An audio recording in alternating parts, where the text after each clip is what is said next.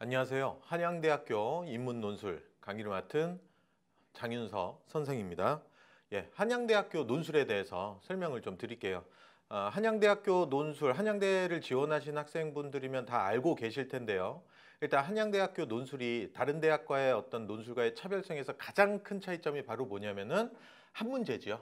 한 문제입니다. 1200자짜리를 90분 동안에 여러분들이 이제 하는 건데, 그 차별성이라고 하는 게 이제 문제 형식으로는 한 문제고, 내용적으로 봤을 적에는 아시다시피 창의력을 가장 요구하는 대학입니다.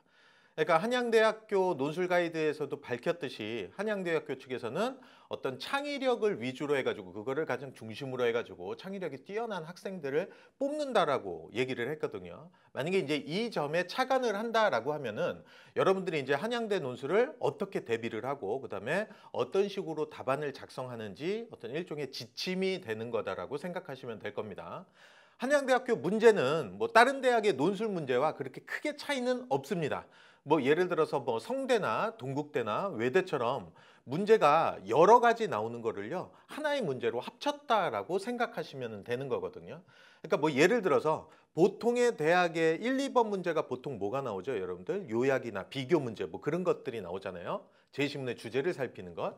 그다음에 이제 그 제시문의 주제를 바탕으로 설명해라, 뭐 분석해라, 평가해라라고 하는 제시문 관계 유형. 그다음에 맨 마지막 문제 유형이 그 주제에 관련된 너의 견해를 얘기해봐라 라는 식으로 이렇게 문제가 1, 2, 3, 뭐 1, 2, 3, 4 뭐 하고 복수의 문항으로 나오는데, 한양대학교 문제는 이제 이거를 한 문제에다가 합친다라는 이야기입니다. 뭐 예를 들어서 올해 나온 모의 논술이 가나의 공통된 논지를 밝히고, 이것이 이제 어떤 요약과 비교에 관련된 문제고요.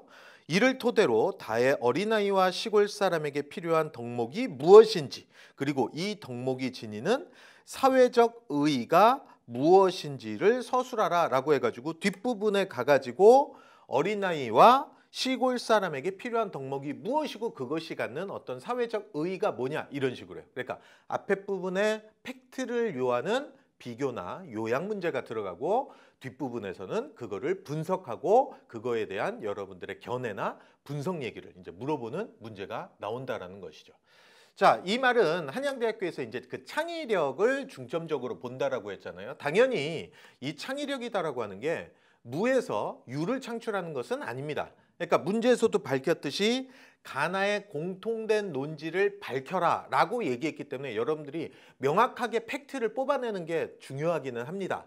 많은 대부분의 학생들이 이 부분에 관련돼서 내용 차이가 클까요, 작을까요? 그렇게 크지는 않겠죠. 이 말은 이 부분, 가나의 논지를 밝혀라 라고 하는 부분에다가 여러분들이 너무나 많은 분량, 1200자 중에서 많은 물량을 너무 거기에다가 쏟아버리게 되면은 뒷부분 가가지고 대학 측에서 중점적으로 보기로 한 창의력 부분을 어필할 수 있을 만한 분량이 줄어든다라는 이야기입니다.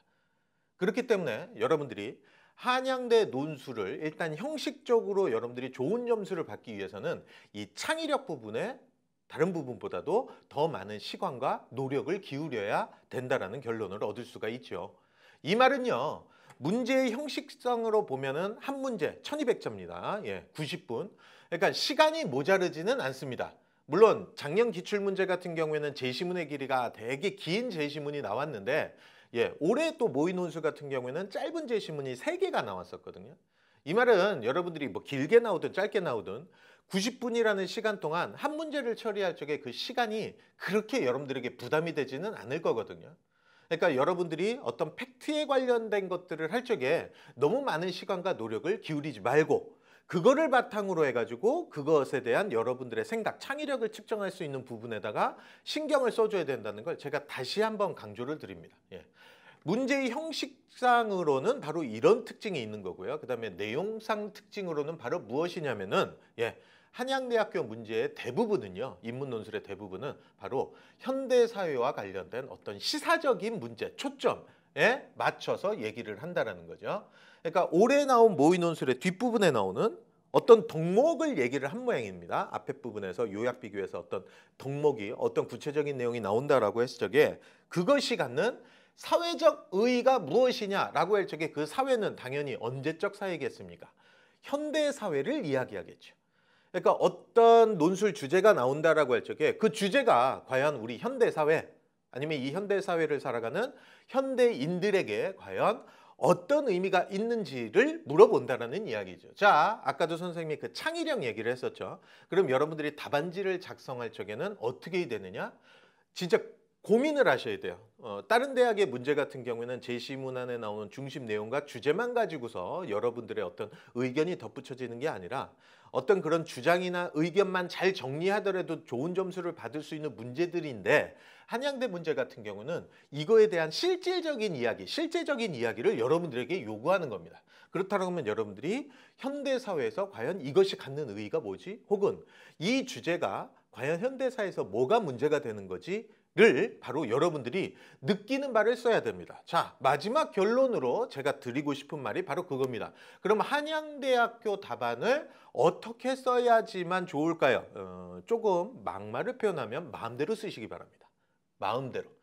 거듭 말했듯이 이 문제는요, 어떤 팩트를 정리하는 요약 비교의 문제가 아니고 대학 측에서 창의력을 중심으로 본다라고 했기 때문에 여러분들이 그냥 제시문안에 관련된 얘기만을 가지고서는 절대 합격을 하기가 좀 기대하기가 힘듭니다.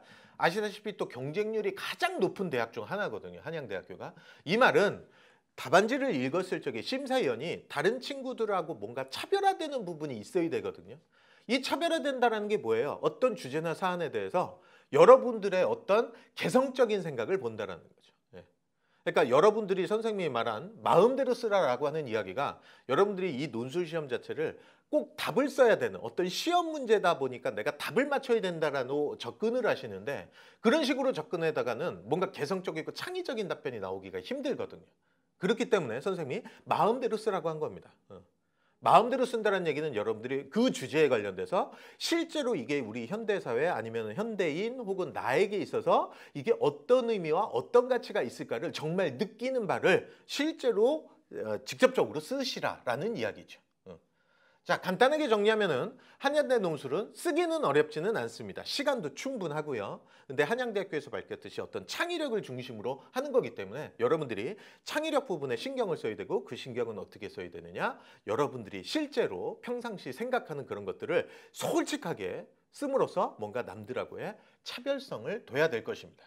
뭐 이렇게 짧게 마무리를 하는 것 같긴 하지만 원래는 간단합니다. 여러분들 뭐만 기억하셔라? 마음대로 쓰셔라. 여러분들이 쓰시고 싶은 얘기를 그 주제에 맞춰서, 당연히 그 마음대로 쓴다는 얘기는 중고등의 입장에서, 중고등학생의 입장에서 쓰는 게 아니라 대학생, 성인의 입장에서 실제로 느끼는 것들을 쓰라라는 이야기죠. 자, 뭐 수능 이제 때문에 여러분들이 신경 많이 쓰셨을 텐데 조금만 더 고생을 하셔가지고요.